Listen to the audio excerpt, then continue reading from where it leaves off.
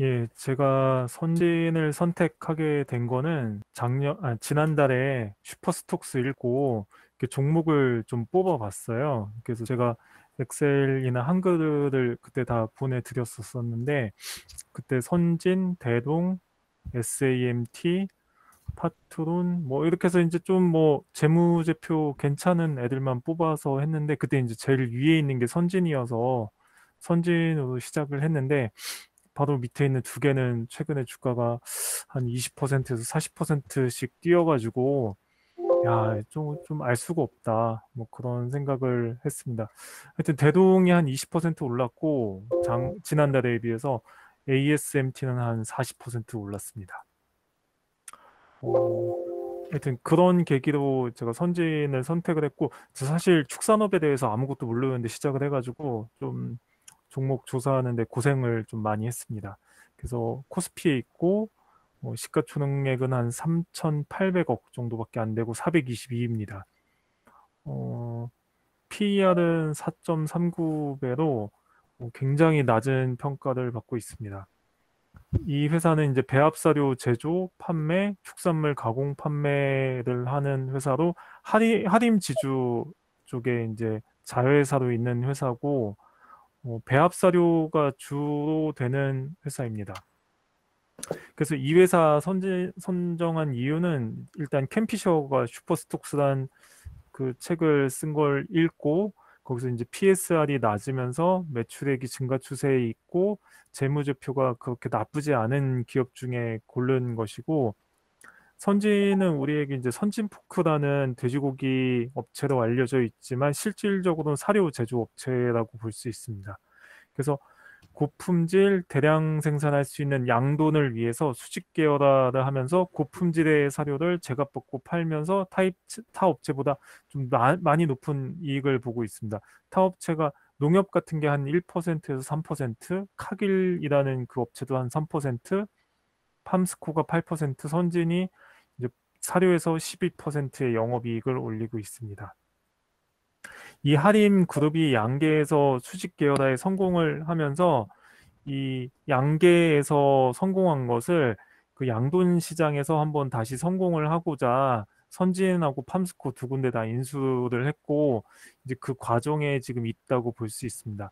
그래서 수입산 냉동육은 국산 냉장육에 비해서 품질 차이가 확실히 있어서 한우처럼 국산 돼지고기의 수요는 꾸준할 것이라고 보고, 또 사료 사업은 양돈에 대한 전반적인 관리를 동시에 시행하는 거라 이 그 선진의 수직 계열화된 사료 사업이라는 것은 어떻게 보면 프랜차이즈를 운영하는 거하고 동일하다고 볼 수 있겠더라고요. 제가 이거 조사를 해보니까 그 리포트나 이런 데 프랜차이즈란 단어가 나오진 않지만, 선진에서 이제 종돈이라 그래서 돼지를 받아다가 이제 선진이 이제 종돈 사업자니까 종돈을 받아다가 축사해 놓고 축사해서 선진의 사료를 받게 되면 그 사료뿐만 아니라 질병이라든가 아니면 그 새끼 낳는 거 요런 거를 전반적으로 관리를 다 같이 하기 때문에 이게 거의 프랜차이즈에 가까운 업종이라고 저는 이해를 하고 있습니다.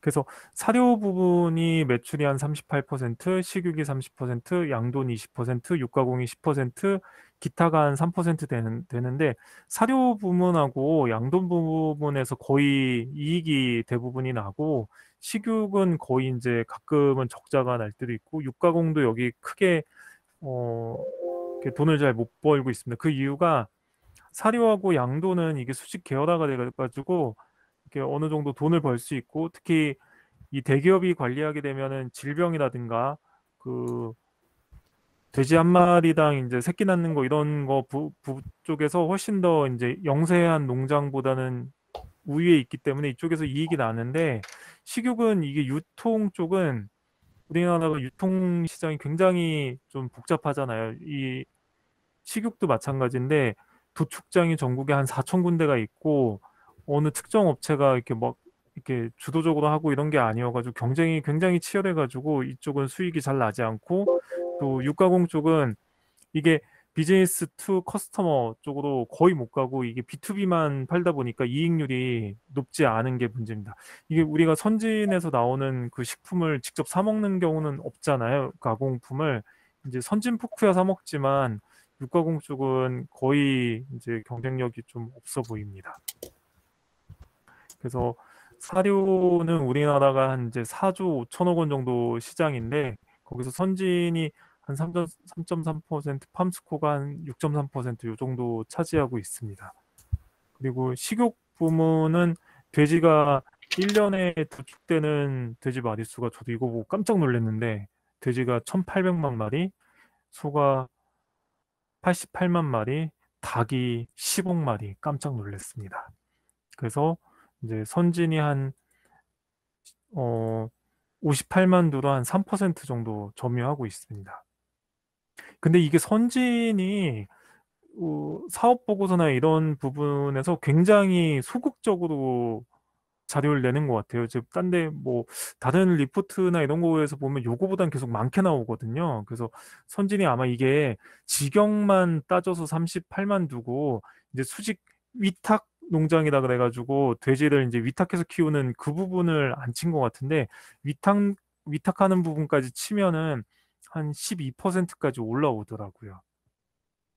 그래서 그렇고 이 경쟁 업체로 이제 농협 사료가 있는데 농협 사료는 저품질의 저가격 사료를 이렇게 나눠주는 곳인데 여기가 이렇게 축산에 대한 이제 양돈에 대한 컨설팅보다 이제 저가로 하다 보니까 이제 시장 점유율이 40%에서 30%대로 지속적으로 낮아지고 있고 아마 이게 수직 계열화 되면은 농협 사료는 어차피 수직 계열화된 쪽은 납품을 못 하게 되니까 계속 이제 낮아질 거라고 생각을 합니다. 식욕 부분은 이지바이오란 쪽에서 거의 절대 다수를 이제 차지하고 있고 이쪽은 너무 경쟁이 치열해서 선진 쪽에서도 이쪽에서 이익 내는 거는 좀 어렵다 생각은 하지만 이제 어차피 수직 계열화해서 나중에 이제 커졌을 때는 이 식욕 부분도 반드시 필요하니까 끝까지 가져갈 생각인 것 같습니다. 그리고 양돈 부분은 이제 같은 그룹사 내에서 팜스코가 이제 직영이 한 79만 두 정도 되는데 여기가 직영이 79만 두 정도 되는데 그 선진 쪽에 이제 직영하고 위탁하고 합쳐서 한 120만 두 정도 되니까 아직까지 선진 쪽이 그 사육 두수나 이런 규모 자체는 훨씬 더 크게 운영하고 있습니다. 그리고 선진이 2025년 매출을 30억 달러 목표로 하고 있는데 이게 이제 될지 잘 모르겠는데 일단 열심히 하고 있는 것 같습니다. 그래서 이제 이쪽은 이제 사료 부문에서 수직 계열화를 통해서 이제 영업이익이 국내 최고고 이제 종축이라 그래가지고 GGP 그랜드 페런츠라고 그 이제 미국에서 돼지를 사와가지고 새끼 낳는 돼지까지 이렇게 만들어서 이제 농가에 공급을 하는데 요게 우리나라에서 제일 큰 회사예요. 그러다 보니까 일단 수직 계열화를 이제 선진하고 팜스코 할인그룹 내에서는 선진하고 팜스코가 하고 있고 이지바이오 그룹에서는 우리손 F&B 뭐 이런 데서 하고 있는데 일단 종축 목장하고 수직 계열화는 선진이 우리나라에서 가장 크게 하고 있습니다. 그래서 매출액은 여기 보시면 이제 9천억 원에서 최근 이제 1조 3천억 원까지 늘어났는데 제가 요거 보면서 왜 이렇게 빨리 늘어나지 했는데 이게 계속 이게 이렇게 회사들을 인수합병하면서 계속 커진 거였더라고요. 그래서 이렇게 제가 좀 밑에 보면 이제 이게 이제 연결로 봤을 때 6천억에서 1조 3천억 원 늘어났는데 어, 그 별도로 봤을 때도 6천억 원에서 이제 9천억 원까지 이렇게 매출이 증가하는 걸로 봐서 본업의 이익도 아니 본업의 성장도 나쁘지는 않은 것 같습니다. 다만 이익률이 이제 좀 좋지는 않은데 요거는 앞으로 좀 개선이 되지 않을까. 그 부분은 좀 이따 뒤에 다시 설명을 해드릴게요. 그래서 이제 일단 이쪽 이제 간략한 재무 쪽이나 간략한 내용은 여기까지 보고 제가 축산업에 대한 전반적인 얘기와 함께 선진의 경쟁력에 대해서 한번 얘기 드리겠습니다. 어, 이제 우리나라 돼지 농가 수가 2000년대에는 한 2만 8천 농가 정도 됐었어요. 그러니까 이제 한 농가당 사육 두수도 한 500마리가 채 안 됐었는데 이게 이제 농가 수는 최근에 이제 한 5천까지 내려왔고 그 수육 사육 두수는 한 2,200마리까지 평균이 올라왔는데 이게 양돈 시장도 이제 양계 시장처럼 대형화가 되고 있어요. 그래가지고 그 이유 중에 하나가 이제 대기업이 이제 참여한 게 있고 두 번째는 영세 농가가 대기업 쪽하고 경쟁을 해서 이길 수가 없고 또 양돈 농가가 노령화되면서 이게 힘드니까 그 자식들이 안 할라 그래가지고 사업을 포기하는 경우도 많고 또 이제 저렴한 수입육하고 이제 경쟁이 있다 보니까 대형화가 되지 않으면 이 경쟁에서 이길 수가 없습니다. 그래서 통계청 발표에 따르면 1,000두 미만하고 3,000두 이상 사육이 순이익률 차이가 굉장히 크게 벌어지고 있고 밑에서 숫자도 확인할 수 있습니다. 그래서 이 사료업체도 요런 기 때문에 이게 이제 선지인 같은 경우는 이제 이게 지속적으로 영업이익률이 올라오고 팜스코도 영업이익률이 계속 올라오는 걸 보면은 그 프랜차이즈를 하는 곳에서는 여기에서 사료 가격을 좀 비싸게 매기지만 위생 관리라든가 질병 관리, 뭐 돼지 아프리카 돼지열병 또 그 새끼 낳는 돼지수 이런 것까지 전체적으로 다 관리를 해주다 보니까 사료를 좀 비싸게 사도 선진에서 돼지를 받아다가 이렇게 크게 하는 경우에는 도움을 많이 받기 때문에 이런 부분이 계속 지속적으로 늘어나고 있습니다.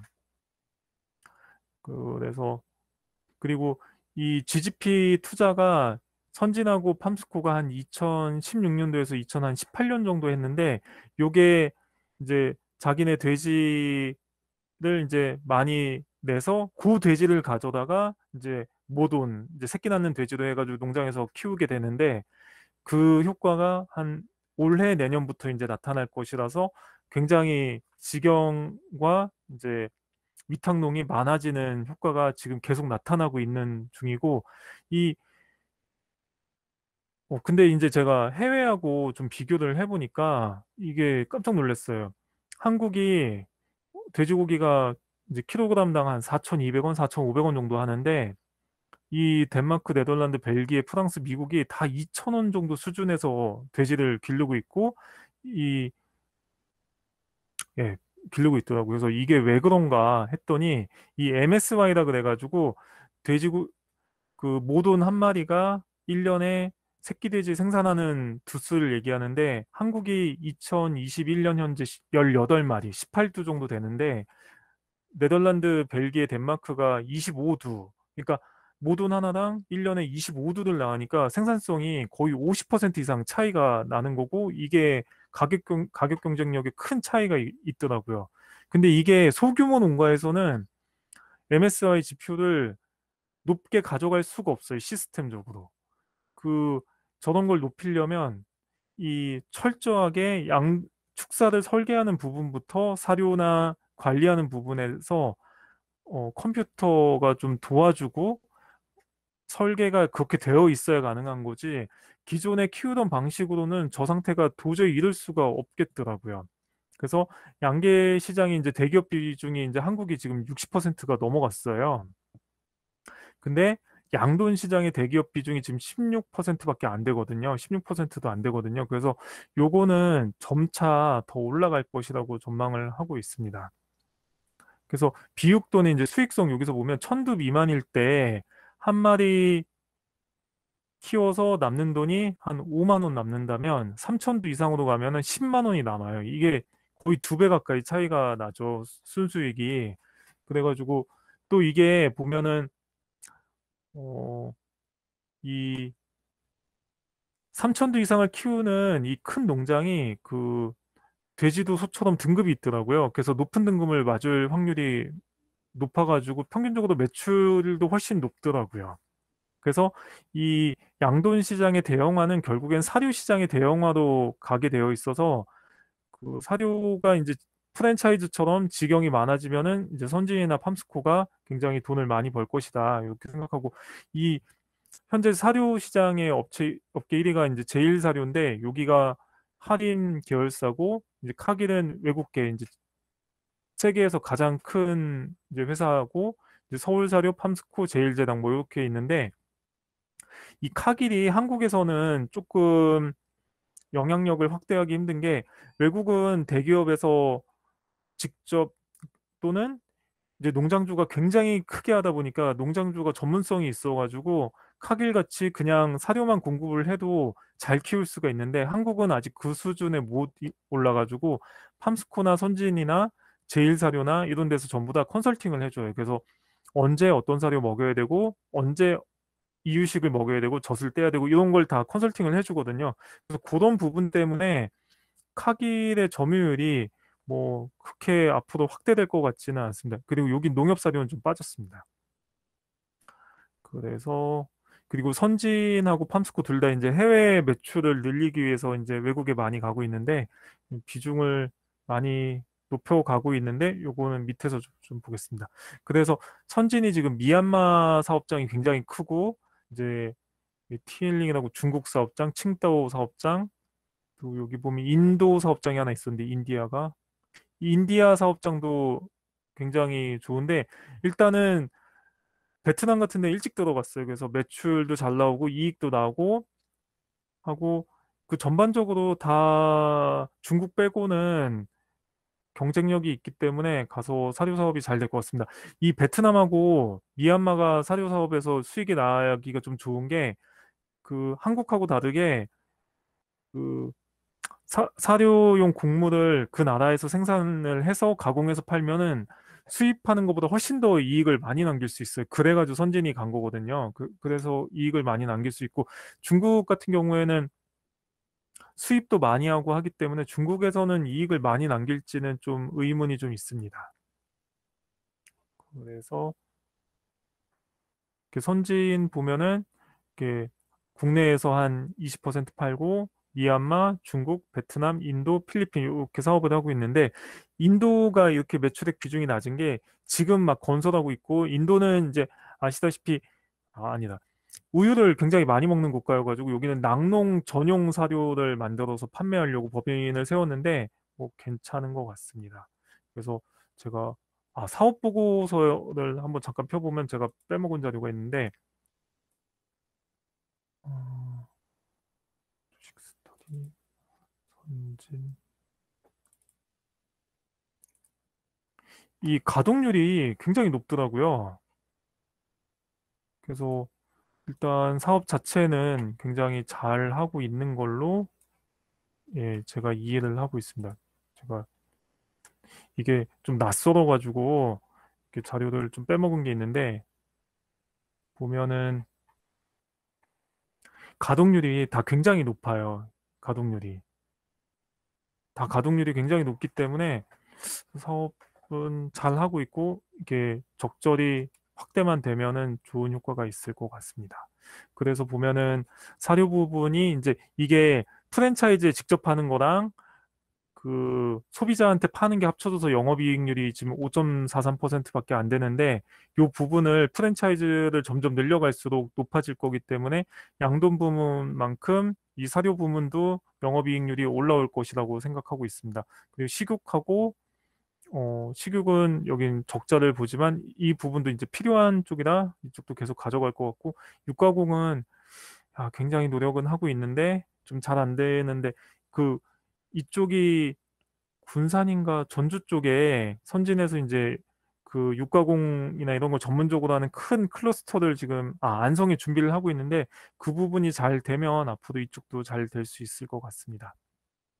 그래서 선진의 좀 투자 포인트라고 얘기를 하면, 이 한국은 MSY가 현재 18, 18마리밖에 안 되는데 선진국은 한 25마리가 됩니다. 그 이유가, 한국은 이제 과거에는 돼지고기가 굉장히 부족하니까 설비 투자를 좀 그냥 마구잡이로 계속 하다 보니까 수익률이 좀 안 나오더라도 무조건 했었던 건데, 지금 그러다 보니까 그 새끼 돼지가 태어나서 이게 이제 85%가 새끼 돼지가 태어나서 이제 출하되는 비율이 한 85%밖에 안 되는데, 이거를 선진국은 다 95%가 넘어가거든요. 이런 부분을 다 해결하면 생산성이 굉장히 향상이 되고, 현재 돼지고기 가격이 3,700원에서 4,000원 정도 수준인데 MSY를 한 25까지 높이면은 3,300원 정도가 되기 때문에 이 선진에서 키우는 돼지 같은 경우에는 어떠한 가격 상황에서도 가격 경쟁력을 갖출 수 있을 거라 제가 예상하고 있고, 요거는 선진하고 팜스코하고 이지바이오가 다 마찬가지 상황이라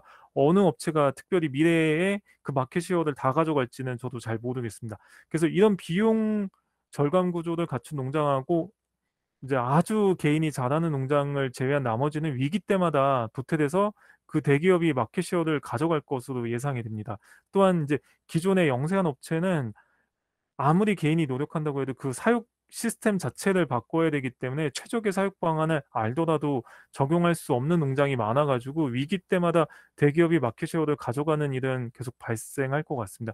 특히 구제역이라든가 아프리카 돼지열병 같은 경우는 대기업이 영세 사업자보다 그 걸릴 확률이 굉장히 낮기 때문에 그건 파동이 있을 때마다 이 마켓쉐어가 올라가는 것을 볼 수 있게 됩니다. 그리고 대기업이 그 등급도 높은 돼지가 훨씬 더 많이 나올 거기 때문에 영세업체가 굉장히 힘들 것 같습니다.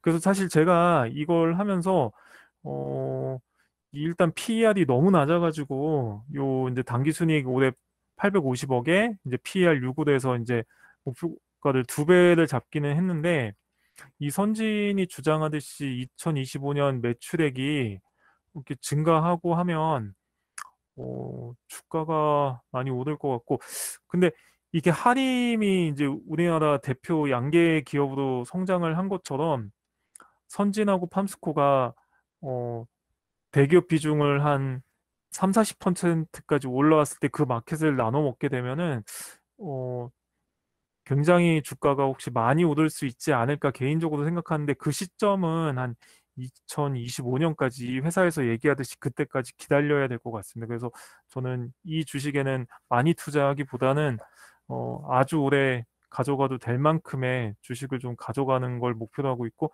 단기적으로는 지금 돼지고기 가격이 굉장히 높게 가고 있기 때문에 올해하고 내년까지 계속 영업이익이 계속 좋을 것이라 내년 초까지는 돼지고기 가격이 높을 거라서 3만 원까지는 무리 없이 갈 것 같습니다. 그리고 현재 이제 질문 Q&A에서 주신 것 중에 하나가 중국의 돼지고기 가격이 좀 떨어지고 있다 뭐 이런 얘기가 있는데, 지금 중국에서 이제 아프리카 돼지열병이 발생해서 2019년, 20년에 돼지를 거의 한 절반 정도까지 줄였다가 지금 돼지 그 2019년도 돼지 마리수를 거의 회복하고는 있는데, 회복했다 그래서 그거를 바로 도축할 수가 없어가지고 한 내년 중순까지는 중국에서 돼지고기 가격이 계속 높아서 이제 한국도 돼지고기 가격이 같이 좀 높은 상황이 유지될 가능성이 되게 높은데, 아마 2022년 이후에는 가격이 좀 돼지고기 가격이 조정될 수 있어서 그것 때문에 선진의 주가가 좀 떨어질 수는 있는데, 그럼에도 불구하고 선진이나 팜스코 같이 대기업에서 하는 목장은 충분히 경쟁력이 있기 때문에 투자할 가치가 좀 있다고 생각을 합니다. 혹시 몇 분 남았나요? 마무리해 주세요. 네, 알겠습니다. 예, 제가 그래서 질문은 좀 짧게 하겠습니다. 그래서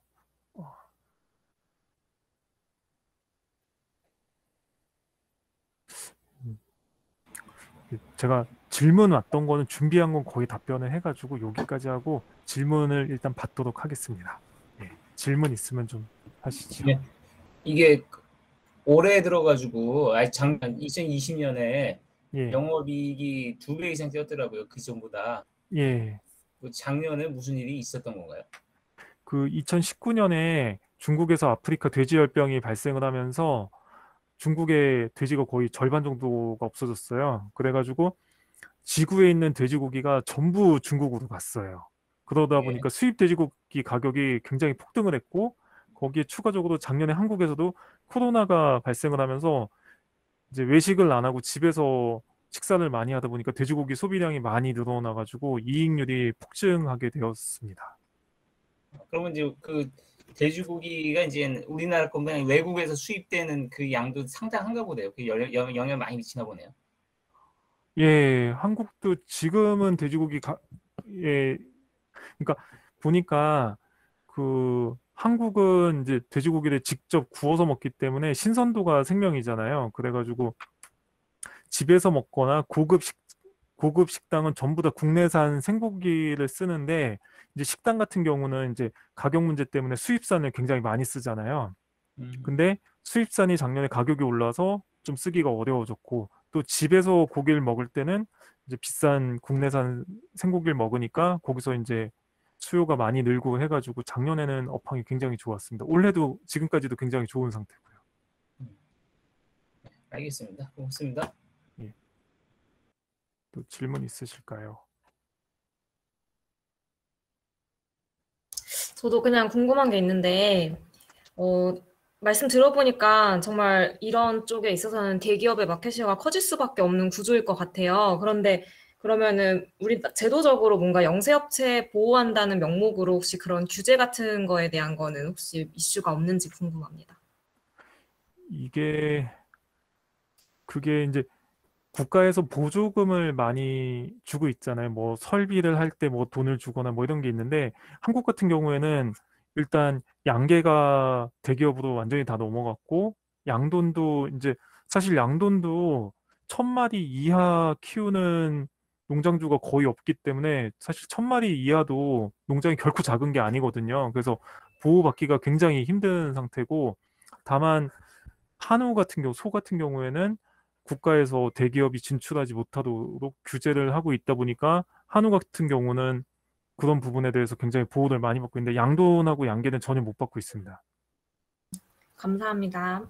예, 제가 자료 찾아보니까 그 영세 양돈 하시는 분들은 그 대기업하고 이제 경쟁에서 조금씩 뒤처지는 거를 그분들이 느끼시다 보니까 그 자식들이 사업을 안 물려받으려고 한대요.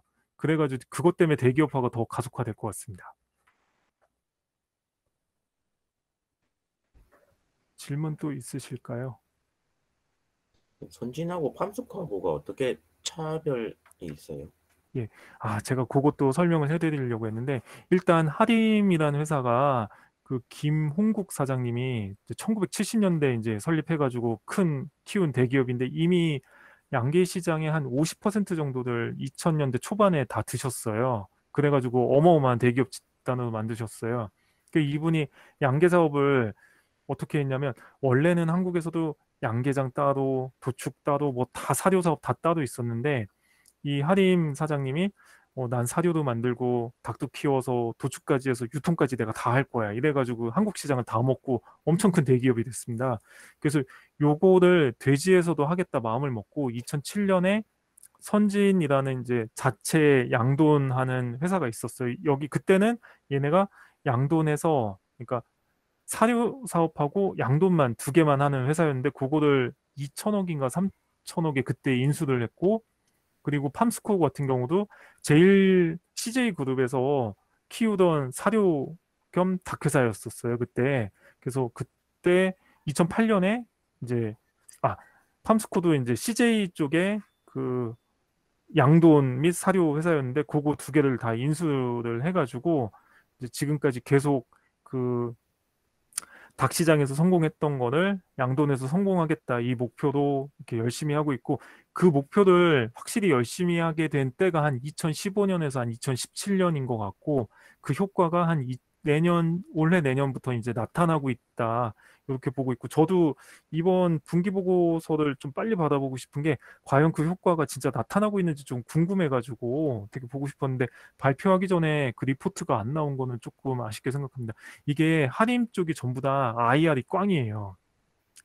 IR 자료를 찾는다고 해도 좀 주주 친화적이진 않은 것 같습니다. 지금 그러니까 선진이랑 팜스코랑 그 마켓 시어를 다툴 일은 없나요?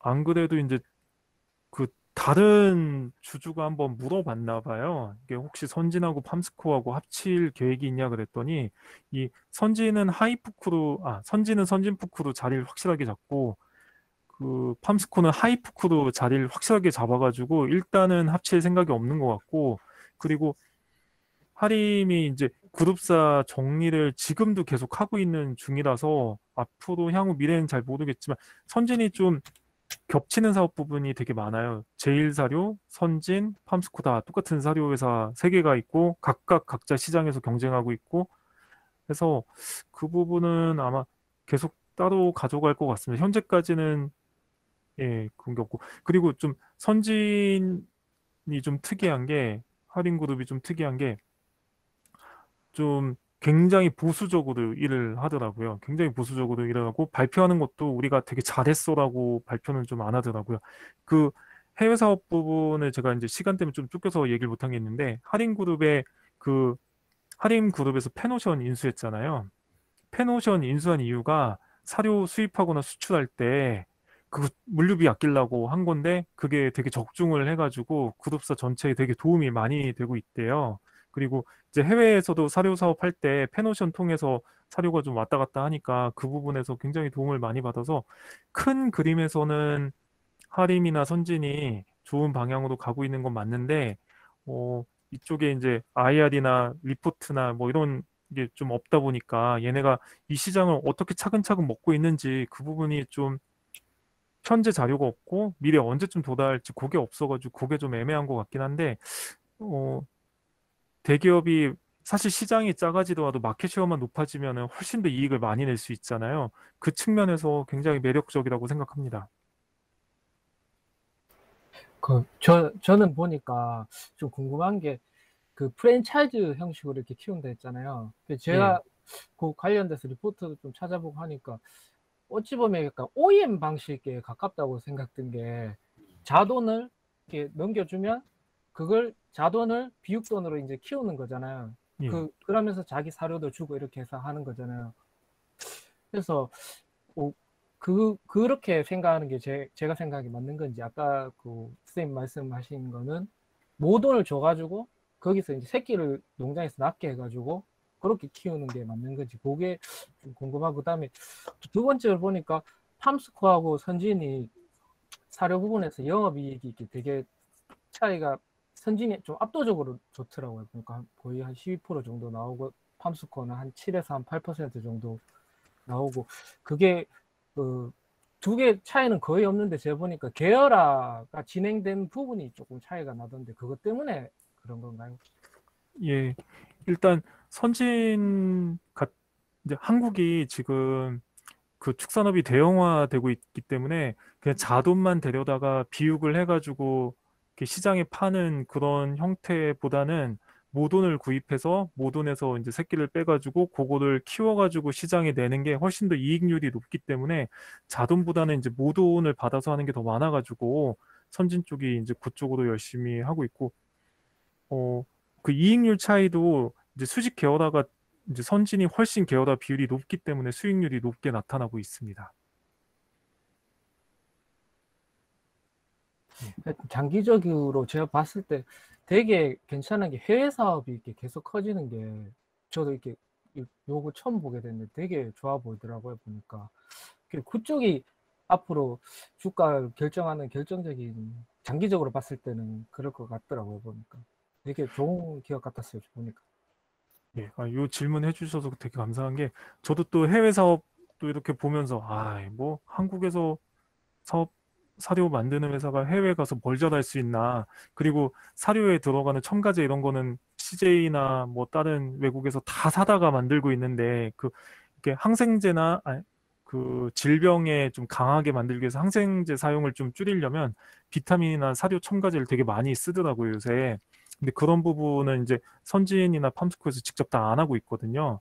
그래가지고 이게 해외 시장 가서 무슨 경쟁력이 있나 했더니, 카길하고 선진이 좀 다르게 해외 시장을 접근을 하더라고요. 카길 같은 경우에는 좋은 사료를 만들어서 직접 다 팔기만 하고 컨설팅을 안 해줘요. 근데 한국 같은 경우에는 이제 영세한 시장에서 이제 대규모 양돈으로 넘어가는 시점이기 때문에 그 영업사원들이 우리 사료를 이렇게 쓰셔야 합니다. 사실 이 양돈이라는 걸 보니까 사료를 어떻게 쓰느냐가 품질하고 질병이나 이런 부분에 다 관련이 돼 있거든요. 그래서 사료가 거의 양돈의 한 절반 정도 되더라고요. 나머지 이제 위생이나 뭐 이런 건데, 그런 관점에서 보면은 미얀마나 베트남이나 이제 인도 같은 데 갔을 때 카길 같은 이제 대기업은 사료만 뿌리는데, 한국은 어떻게 키워야 되는지 그것까지 이제 같이 영업사원이 알려주다 보니까 거기서 좀 그 해외 되게 큰 회사에 비해서 경쟁력이 거기서 나오더라고요. 그래가지고 베트남이나 미얀마나 인도에서는 굉장히 평이 좋아가지고 앞으로도 그쪽은 사료 사업이 잘 될 것 같고 이제 그 가능성을 이제 선진에서 확인을 해가지고 이제 2025년에 해외에서 매출이 이 정도 내겠다 그런 얘기가 거기서 나왔다고 제가 확인했습니다. 근데 제가 너무 좋은 쪽으로만 얘기했는데 이제 이게 근데 안타깝게도 1차 산업이라는 그 약간의 이제 그 부족한 부분이 좀 있잖아요. 그래서 이 1차 산업이라는 게 탈바꿈 할 때까지 저평가를 얼마나 오래 받을지 그거는 제가 예상이 좀 안 돼가지고 그 부분이 가장 큰 우려 사항이라고 생각합니다. 저도 보니까 지금까지 계속 사료 사업은 확장해서 가고 있었는데 결국 주가가 움직였던 거는 이렇게 돈가에 따라 그냥 움직였더라고요. 주 가격이 올라가면 뭐 올라가고 내려가면 계속 그게 조금 저도 좀 그렇더라고요.